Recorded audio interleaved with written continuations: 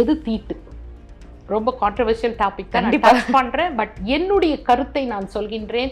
நான் ஆன்மீகத்துல இருக்கிறதுனால சொல்கின்றேன். எனக்கு இறைவனுடைய கடாட்சம் இருக்கிறதுனால சொல்றேன். எது தீட்டு? பிறப்பு தீட்டா? இறப்பு தீட்டா? ஒரு பெண் பூ பெய்வது தீட்டா? குழந்தை பிறந்த ஒரு வீட்டுல தீட்டா? எது தீட்டு? நான் ஒரே ஒரு கேள்வி கேட்கிறேன். அந்த நெய்யை நீங்க சாப்பாட்டுல போட்டு உங்க குழந்தைங்களுக்கு கொடுப்பீங்க. இன்றைக்கு பக்திக்கு மூல காரணமே பயம்தான். பாதி பேருக்கு மேலேயே, முக்காவாசி பேருக்கு மேல இன்னைக்கு பக்தியின் காரணம் பயம்.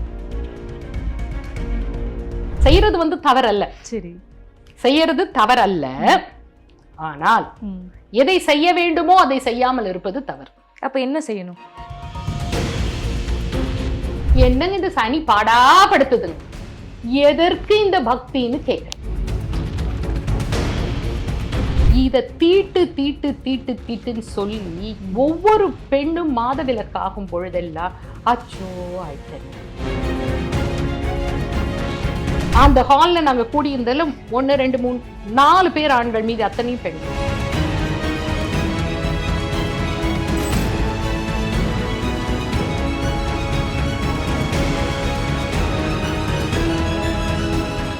ஒரு சின்ன விஷயத்தை நான் உங்களுக்கு ப்ரூவ் பண்றேன். சரி, ஒரு கிளாஸ் ஆஃப் வாட்டர். நன்றி தம்பி. ஓம் த்ரம்பகை யஜாமஹே.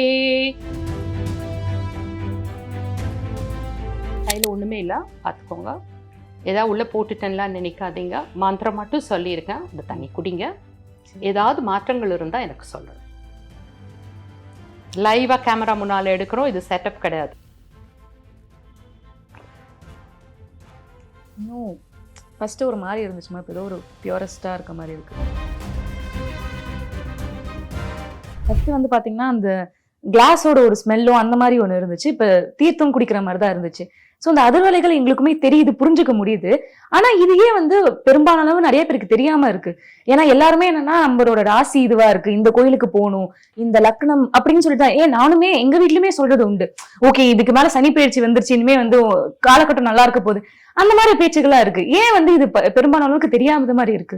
ரொம்ப ரொம்ப ரொம்ப ஒரு முக்கியமான கேள்வியை கேட்டிருக்கீங்க. ஏன்னா ஒவ்வொரு லெவலா எனக்கு அழகா கொண்டு போறீங்க நீங்க. Very good.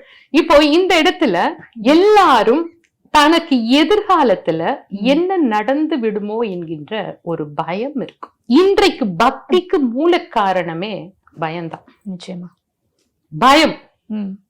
பாதி பேருக்கு மேலேயே, முக்காவாசி பேருக்கு மேல இன்னைக்கு பக்தியின் காரணம் பயம். என்ன நடந்து விடும் ஒரு மனிதருடைய வாழ்க்கையில? அல்டிமேட்டு மரணம். மரணம் கண்டிப்பா. அதை யாராலும் தடுத்து நிறுத்த முடியாது. ஆமா, எந்த பரிகாரமும் அதை தடுத்து நிறுத்த முடியாது. நம்ம வரும் பொழுதே ஒரு விஷயத்தோட நம்ம வந்திருக்கோம். அப்படி இருக்கும் பொழுது அதை யாராலும் தடுத்து நிறுத்த முடியாது. இப்ப எதிர்காலத்தை பற்றிய ஒரு பயத்தினாலதான் இன்னைக்கு கோவில்களுக்கு போகணும் அப்படிங்கிற பக்தி இன்னைக்கு வளர்ந்து கொண்டு இருக்கிறது. இது காலத்தினுடைய சாபக்கேடு. இவ்வளவுதான் என்னால சொல்ல முடியும்.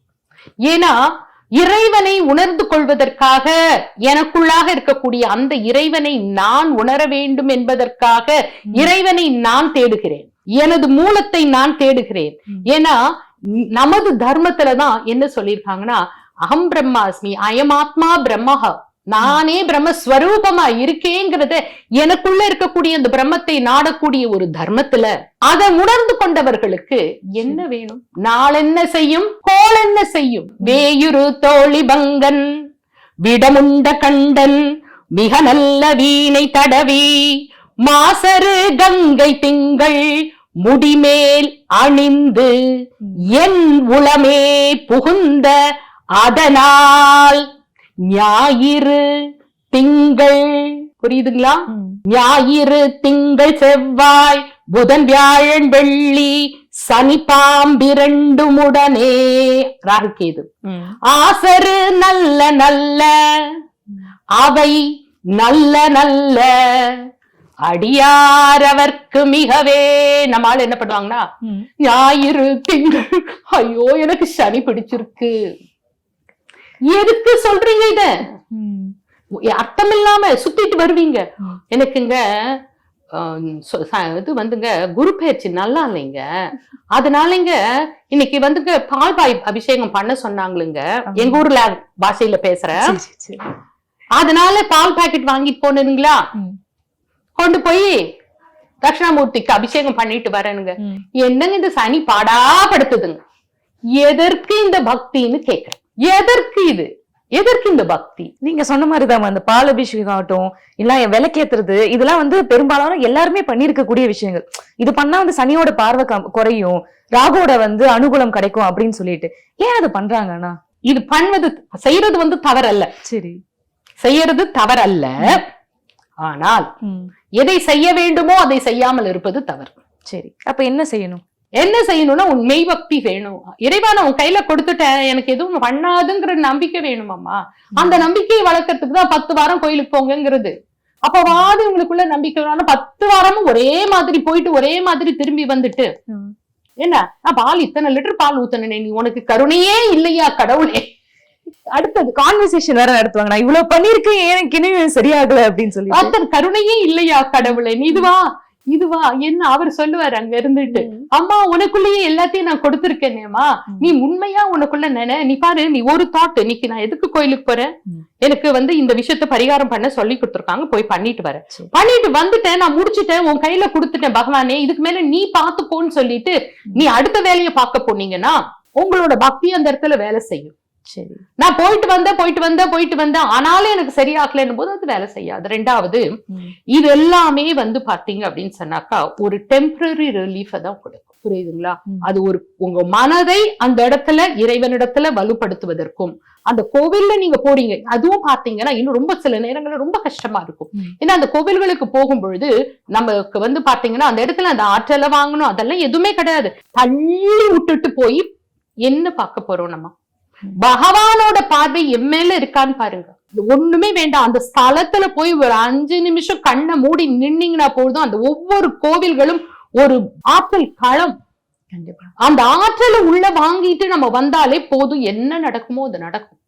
நீங்க அதிக நேரம் அங்க இருக்க வேண்டும் என்பதற்காக தான் உங்களுக்கு இதெல்லாம் சொல்லி அங்க வச்சிருக்கோம். அப்ப அந்த இடத்துல போய் நின்று இறை வழிபாட்டுக்கு உண்மையான மனதோடு அந்த இடத்துல, இறைவா உன்னை எனக்கு காட்டு, எனக்குள்ளாக இருக்கக்கூடிய என் இறைத்தன்மையை வெளிப்படுத்தி காட்டு, நான் இந்த துன்பங்களை அனுபவிப்பதற்கு காரணம் வினைப்பயனே ஓர் தேகம் கண்டாய், அப்போ பல பிறவிகள்ல நான் சேர்த்து வைத்த அந்த துன்பத்தை தான் இன்று அனுபவித்துக் கொண்டு இருக்கின்றேன், இதை எனக்கு குறைத்து கொடு, இந்த வினை பயன்களை குறைத்து கொடு. It is already been done, நான் பண்ணிட்டேன். அது சொல்லுவாங்க தமிழ்ல, உப்பு தின்னா தண்ணி குடிச்சுதான் ஆகணும், வேற வழி இல்லை, உள்ள போயிடுச்சு. அப்போ இதை எப்படி நான் அது வாட் இஸ் த ஆன்டிடோட், இந்த விஷயம் எனக்குள்ள இருக்கு, இதை நான் எப்படி நியூட்ரல் பண்ண? அப்போ மெய் பக்தி மட்டுமே, இறைவனை முழுவதாக உள்ள வாங்குறது மட்டுமே, இறை வழிபாட்டை அவனை அறிவதற்காக அவனை செய்வதற்காக மட்டுமே. என்னுள் இருந்த ஒன்றை யான் அறிந்ததில்லையே, எல்லாரும் பிடிச்ச பாட்டு. என்னுள் இருக்கும் ஒன்றை யார் காட்ட வல்லீரோ, என்னுள் இருந்து யார் அறிந்து கொண்டேனே. அப்போ learn to find the divine within you. Okay. And this is what your chanting, your mantras will do for you. So நம்ம மந்திரங்கள் உச்சாடனம் பண்ணும் பொழுது அந்த அதிர்வுகள் நமக்குள்ளாக அதிகமாக அப்ப அந்த பாசிட்டிவ் எனர்ஜி மேல வர வர வர நமக்குள்ள நெகட்டிவ் எனர்ஜி கீழே போகும். சரிங்கம்மா. ஒரு இடம் முழுசா இருளா இருக்கு, என்ன பண்ணும் அந்த இருட்டை போக்க? வெளிச்சம் தேவை. ஒரு விளக்கேத்துனா ஒரு லைட் வரும். சரி, ஒரு 10 விளக்கேத்துனீங்கன்னா 100 விளக்கேத்துனீங்கன்னா இதுதான் வழிபாடு. சரி, இந்த விளக்கேற்றக்கூடியதுங்கிறது உண்மையான எனக்குள்ளாக இருக்கக்கூடிய விளக்கை நான் ஏற்ற வேண்டும்.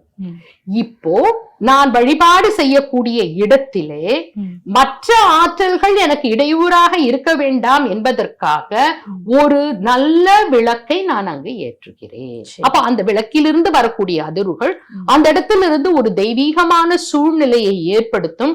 அதன் மூலமாக எனது மனம் அந்த இறைவனிடத்தில் குவியும். இதுதான் விளக்கேத்துறதோட தாத்பரியம்.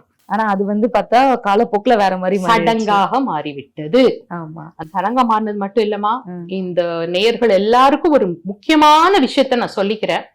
என்ன அப்படின்னா, இந்த எல்லா இடத்திலும் விற்கக்கூடிய அந்த நெய் தீபம் என்ற பெயர்ல விற்கப்படக்கூடிய ஒரு விளக்கை தயவு செய்து ஏற்றாதீர்கள்.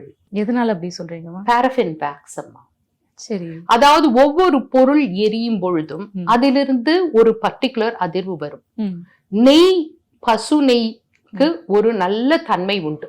நல்லெண்ணெய், ஏன்னா நமக்கு எல்லாமே வகுத்து கொடுத்திருக்காங்கம்மா. நம்ம அறிவியல் என்பது மிகப்பெரிய அறிவியல். பசு நெய், நல்லெண்ணெய், தேங்காய் எண்ணெய், இத நம்ம விளக்கெண்ணெய், சரி, இழுப்பெண்ணெய், இது எல்லாத்தையும் நம்ம விளக்குக்கு ஏத்தலாம். ஆனால் மெழுகு நம்ம ஏத்துறது இல்ல. அனிமல் ஃபேட், இதுல அடைத்து வைக்கப்பட்டிருக்கக்கூடிய விஷயங்கள் பார்த்தீங்கன்னா it is nothing but paraffin wax, மெழுகுதான். அந்த விளக்குகள் நீங்க கோவில்கள்ல வாங்குறீங்க இல்லையா, அதெல்லாம் அதே மாதிரி பாத்தீங்கன்னா இன்றைக்கு நம்ம அன்பர்கள் கிடத்துல ஒரு சின்ன தவறு நடக்குது. என்னன்னா, கோவில்களுக்கு நெய் தீபம் போடுறதுக்கு 100 ரூபாய் 200 ரூபாய்க்கு விளக்கு எண்ணெய் வாங்கிட்டு போறாங்க. நான் ஒரே ஒரு கேள்வி கேட்கிறேன், அந்த எண்ணெய், அந்த நெய்ய நீங்க சாப்பாட்டுல போட்டு உங்க குழந்தைங்களுக்கு கொடுப்பீங்களா? மறுபடியும் சொல்ற, அண்டத்தில் உள்ளதே பிண்டத்தில். நிச்சயமா பண்ண மாட்டோம் இல்லையா? அப்போ நமது கோவில்கள் பாருங்க, இது ஒரு பொக்கிஷமாமா, பொக்கிஷம். அப்போ அப்படிப்பட்ட இடத்துல கொண்டு போய் இந்த விளக்கை ஏத்தும் போது என்ன ஆகுதுன்னா, எல்லா இடத்துலயும் பிசுக்கு படையுது. இதே நீங்க சுத்தமான நெய் போடுங்க, வராது. இப்ப இன்னைக்கு நம்ம நிறைய கத்துக்கிட்டோம். அதாவது ரிஃபைன்ட் ஆயில் வேணாம், அதுல வேக்ஸ் இருக்கு, எல்லாம் கத்துக்கிட்டோம். ஹார்ட்ட பிளாக் பண்ணுது. நாம அங்க இருக்கக்கூடிய உயிர் நாடியவே பிளாக் பண்ணிட்டு இருக்கோமே இந்த விளக்கை ஏத்தி கோவில்கள்ல. சரி, அப்போ இந்த மண்டி வாங்க வீட்டுல வாங்கி வைங்க. சுத்தமான உங்க வீட்டுல பசும்பால் இருந்தா கறந்து அந்த பசு நெய்ய முதல்ல இறைவனுக்கு செலுத்தணும்னு எடுத்து வைங்க. பக்தி, அதான் பக்தி. இல்லையா, நல்ல நெய் வாங்க முடியலையா, நல்லெண்ணெய் வாங்குங்க. நீங்க என்ன நல்லெண்ணெய், செக்கு நல்லெண்ணெய் இன்னைக்கு விளம்பரம் வருது, கோல்ட் பிரேஸ்ட் ஆயிலா, அதை பயன்படுத்துங்க விளக்கேத்த. சரி, அதை பயன்படுத்துங்க. ஒரு விளக்கு ஏத்துங்க. நீங்க 10 விளக்கு 100 விளக்கு ஏன்னா 1 ஏத்துங்க. ஆனா சுத்தமான எண்ணெயில ஏத்துங்க. ஏன்னா இப்ப நல்லா புரிஞ்சிருப்பீங்க அதை எதற்காக ஏற்றுகிறோம். இறைவன் உங்க விளக்க வாங்கிக்கிட்டு என்ன உங்களுக்கு அனுகிரகம் பண்ற அளவுக்கு அவர் லஞ்சம் வாங்கிட்டுலாம் உங்களுக்கு எல்லாம் அனுகிரகம் பண்ண மாட்டார். இறைவனுக்கு நீங்க எதுவும் கொடுக்க வேண்டிய அவசியமே இல்லை. அவருக்கு உடலும் இல்லை, குடலும் இல்லை. ரைட்டுங்களா? நீங்க கொடுக்கக்கூடியது அதுல பாத்தீங்கன்னா இன்னைக்கு இன்னும் சில விஷயங்கள்ல கேள்விப்படும் போது ரைட்டு. ஆனால் நாம கொடுத்து பிழைக்க வேண்டிய நிலையில இறைவன் இல்லை, அவன் அனுகிரகம் பண்ணி பிழைக்க வேண்டிய நிலையில நாம இருக்கும் போது ஒவ்வொரு சின்ன செயல்களிலும் தெளிவோடு இருக்க வேண்டியது நமது கடமையாகும். இது காலத்தின் கட்டாயமாக இருக்கனால இந்த இடத்துல நான் இதை சொல்றேன். அப்போ இறைவனுக்காக நான் விளக்கேத்துல எனக்குள் இருக்கக்கூடிய இறைவனை நான் உணர்ந்து கொள்ள வேண்டும் என்பதற்காக ஆற்றல் களங்களாக இருக்கக்கூடிய அந்த கோவில்களிலே ஒரு நல்ல அதிர்வை ஏற்படுத்த வேண்டும் என்பதற்காக நான் விளக்கேற்றுகிறேன். அப்படி மாற்றால் நான் என்ன விளக்கை ஏற்ற வேண்டும் என்பதை நான் முடிவு செய்து கொள்கிறேன். ஒரு விளக்குல நிறைய விஷயத்த சொன்னீங்கம்மா. ஆனா நான் இப்ப யோசிக்கிறப்ப தெரியுது, இந்த பக்தினால நிறைய மூட நம்பிக்கைகள் அதிகமா இருக்கு. நம்ம நிறையவே பாக்குறோம், உங்களுக்குமே நீங்களுமே பாத்துருப்பீங்க. சோ அதுல இன்னும் இப்படி எல்லாம் பண்றீங்க, இது பக்தியே கிடையாதுன்னு சொல்லிட்டு உங்களுக்கு கோவமா நிறைய விஷயம் நடந்திருக்கும்ல, அத பத்தி சொல்லுங்க.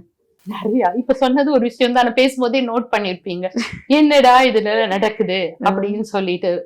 நிறைய விஷயங்கள் நமக்குள்ள நம்ம பார்த்தோன்னா பக்தின்னு நினைச்சிட்டு அப்புறம் பாருங்க நிறைய என்ன இருக்கு சொல்ல போனா, ஃபார் எக்ஸாம்பிள் எது தீட்டு, ரொம்ப கான்ட்ரவர்ஷியல் டாபிக் தான் நான் டச் பண்றேன். பட் என்னுடைய கருத்தை நான் சொல்கின்றேன். நான் ஆன்மீகத்துல இருக்கிறதுனால சொல்கின்றேன், எனக்கு இறைவனுடைய கடாட்சம் இருக்கிறதுனால சொல்றேன். எது தீட்டு? பிறப்பு தீட்டா, இறப்பு தீட்டா, ஒரு பெண் பூ பெய்வது தீட்டா, குழந்தை பிறந்த ஒரு வீட்டுல தீட்டா, எது தீட்டு? ஒரு மனிதரை காட்டுங்க எனக்கு பிறக்காமல், இல்ல நான் இறக்க போகாமல் இருக்க போறேன், இல்ல பூ பெய்த ஒரு பெண்ணின் வயிற்றிலிருந்து நான் பிறக்காமல் இருந்திருக்கின்றேன் என்று ஒரு மனிதரை காட்டுங்க, நான் இதெல்லாம் தீட்டுன்னு ஒத்துக்க. ஆனா இப்ப கலியுகம்னு சொல்றோம், இப்பவும் இந்த விஷயங்கள்லாம் நடந்துதான் இருக்கு. இதெல்லாம் மாற்றப்பட வேண்டிய ஒரு விஷயங்கள். ஒரு பெண் மிக புனிதமான ஒரு நிலையில இருக்கா, அவள் பூ பெய்யும் போது she is ready to be a mother, a motherhood. Let's celebrate that. ஒரு குழந்தை பிறந்திருக்கு ஒரு வீட்டுல அப்படின்னா ஒரு உயிர் அந்த உலகத்துல உதித்து இருக்கிறதமா, ஆனந்தமா கொண்டாடுவோம் அது. ஏன்னா சில விஷயங்கள் காலத்தின் கட்டாயத்தினால சில விஷயங்கள் மறைக்கப்பட்டு மறுக்கப்பட்டு இந்த சமுதாயத்துல நிறைய விஷயங்கள் இருக்கு. ஏன்னா நீங்க கேட்டதுனால நான் இதை சொல்றேன். என்ன பொறுத்தவரையில் நான் இது ஒன்றையுமே தீட்டு என்று சொல்ல மாட்டேன். ஸ்மசானத்தில் இருக்கக்கூடியவன் சிவபிரான். பஸ்மம் என்பது ஸ்மசானத்தில் இருந்து வரக்கூடிய அந்த திருநீர் என்பது அதுதான் பஸ்மம். உஜ்ஜைன்ல பஸ்ம ஆரத்தி உண்டு சிவபெருமானுக்கு.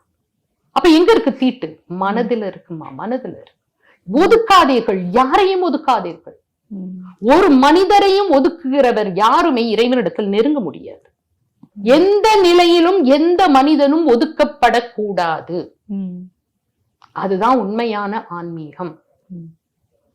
நீ ஒதுக்குனா உன்னை இறைவன் ஒதுக்குவான். ஆனா நீங்க பூ பெய்தல் பத்தி நீங்க பேசினதுனால நான் கேக்குறேமா, இது நிறைய பல கான்ட்ரவர்சி, நிறைய பேர் வந்து நிறைய தகவல் சொல்லியிருக்காங்க. அதுல ஒரு விஷயம் என்னன்னா, இப்ப பழங்காலத்துல பாத்தீங்கன்னா கோயில்லாம் வந்து காட்டுக்குள்ள அது மாதிரி இருக்கும். சோ பெண்கள் வந்து அந்த மாதிரி சமயத்துல நம்ம வெளில போறப்ப தேவையில்லாத வந்து மிருகங்களை வந்து நம்ம வந்து கவரக்கூடிய ஒரு வாய்ப்பு இருக்கு. அதெல்லாம் நம்ம உயிரே போகிற மாதிரி இருக்கும். அப்படி இதுதான் வந்து பேசிக்கா சொன்ன விஷயம். நிறைய விஷயங்கள் அதுல எடுத்துக்கிட்டீங்க அப்படின்னா, நீங்க இந்த டாபிக்கை டச் பண்றதுனால சொல்றேன். அது ஒரு விஷயம். மற்றொரு விஷயம், இன்னைக்கு இருக்கக்கூடிய மாடர்ன் ஃபெசிலிட்டிஸ் இருக்கக்கூடிய நேரத்துல நம்ம வந்து எந்த பொண்ணுக்கு மாதவிலக்கு நடந்திருக்குங்கிறது தெரியாது. நிச்சயமா அவங்க சொல்றதுக்கு முன்னாடி உங்களுக்கு தெரியாது, கண்டுபிடிக்க முடியாது. அந்த அளவிற்கு நமக்கு இன்னைக்கு ஃபெசிலிட்டிஸ் இருக்கு. அன்னைக்கு அது கிடையாது. அன்னைக்கு ஈவன் ஒரு வஸ்திரம் கூட ரொம்ப ப்ரெஷியஸ். நாங்களே வந்து காலேஜ் டேஸ்ல எல்லாம் இருக்கும்போது ஒரு 6-7 புடவை இருந்ததுன்னா பெரிய ஆளு. ஆமா, இருக்கிறத துவச்சுதான் கட்டுவோம். இன்னைக்கு அப்படி இல்ல சொசைட்டி, ரைட்டா? சோ அவங்களுக்கு அந்த வஸ்திரம் கூட இருக்காது. அப்ப என்ன பண்ணுவாங்கன்னா, வீட்டு விளக்கு, தீட்டல்ல வீட்டு விளக்கு. ஏன்னா அந்த தீட்டாகக்கூடிய அந்த மாதவிலக்காகக்கூடிய அந்த பெண்ணுக்கு ஒரு சாக்கு ஒண்ணு போட்டு வீட்டுக்கு வெளியில வச்சிருவாங்க. அப்போ அந்த எல்லாமே போன பிறகு அவங்க குளிச்சுட்டு வீட்டுக்குள்ள வருவாங்க. அப்ப அந்த நாள்ல வந்து 2வது அவங்களுக்கு ரெஸ்ட் வேணும். அது குறிப்பா ரெஸ்டுக்காக தான் வந்து அப்படி அமைக்கப்பட்டுச்சு. ஆனா அது வந்து அன்னைக்கு குளிக்கிறது வந்து தடாகத்துல, அதாவது குளத்துல, ஆத்துல போய் குளிப்பாங்க. அப்ப அவங்களால அங்க போய் குளிக்க முடியாது. சோ அதனால அவங்க வெளியில உட்கார்ந்துட்டு அந்த 3 நாள் முடிஞ்ச உடனே எல்லாம் முடிஞ்ச உடனே போயிட்டு they will take bath. So இதெல்லாம் காலத்துல இருந்து. இன்னைக்கு அது இப்படி இல்லையே. அச்சா, கோவில்களுக்கு போறத பத்தி நான் பேசுறேன் இந்த இடத்துல. இப்ப ஒவ்வொரு கோவில்களுக்கும் ஒரு அதிர்வு உண்டு. சரிங்களா? இப்ப இந்த கோவில்கள், அதாவது இதுல உள்ள போகும்போது தத்துவங்கள்ல குண்டலினி சக்கரங்கள் என்று நம்ம சொல்றோம். மூலாதாரம், சுவாதிஷ்டானம், மணிப்பூரகம், அநாகதம், விசுத்தி, ஆக்ஞா. ஒவ்வொரு கோயிலுக்கும் ஒரு சில அதிர்வுகள் உண்டு. அப்போ இந்த கோவில்களுக்குள்ள பெண்கள் போகும்பொழுது, இந்த தூரமாகும் போது அவர்களுடைய மனம் மூலாதாரம், சுவாதிஷ்டானத்துல இருக்கும். அப்ப அந்த குண்டலினி மேல எழும்புச்சுன்னா ஒரு சில உடல் ரீதியாக ஒரு சில முரண்பாடுகள் ஏற்படலாம். ஏற்படும் என்று நான் சொல்லவில்லை, ஏற்படலாம். சரி, அதை அவாய்ட் பண்றதுக்காக ஒரு சில சிவஸ்தலங்களுக்கு போக வேண்டாம் என்று அறிவுறுத்தப்படுகிறது. இன்னைக்கு நம்ம சமுதாயத்துல உங்களுக்கு தெரியும், அம்பாள் கோவிலுக்கு எல்லாம் போலான்னு சொல்லுவாங்க. அம்மா கோயிலுக்கு போகாலும் பெண் தானே அப்படின்னு அம்பாளும் பெண் தானே. நமக்கு வந்து ப்ளீடிங் காடஸ் காமாக்கியா தான் வந்து ஸ்ரீவித்யில ஒரு மிக முக்கியமான ஸ்தலம். காமாக்கியா அசாம்ல இருக்கு. அது வந்து அங்க அம்பாளு மாதத்துல 3 நாள் மாதவிலக்கு ஆவாங்க. சோ மாதவிலக்காக கூடியது அந்த பிரம்மபுத்திர நதி நீர் கூட மாறும். மாதவிலக்கு என்பது புனிதமான ஒன்று, மிக மிக புனிதமான ஒன்று. அதனால மாதவிலக்குன்னு எந்த பெண்ணையும் ஒதுக்க வேண்டாம். அம்பாளோட சொரூபமா இருக்காவ. அவள் ஒரு உயிரை உற்பத்தி செய்யக்கூடிய ஒரு நிலையில இருக்கா. இந்த பாயிண்ட்ல இன்னொரு விஷயத்தையும் நான் அந்த இடத்துல சொல்றேன். இத தீட்டுன்னு சொல்லி ஒவ்வொரு பெண்ணும் மாதவிலக்கு ஆகும் பொழுதெல்லாம் அச்சோ ஆயிட்டனே. சரி, அந்த பெண்ணோட மனநிலையிலேயே மாற்றம் வருது.